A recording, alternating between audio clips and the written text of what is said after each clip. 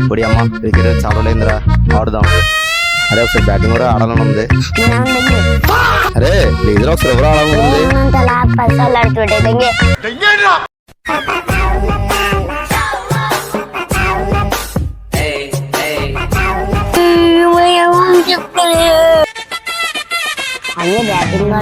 ఏంట్రా సడన్ గా బ్యాటింగ్ ఇచ్చేస్తున్నా? ఎక్కడో కొడుతుంది సీనా.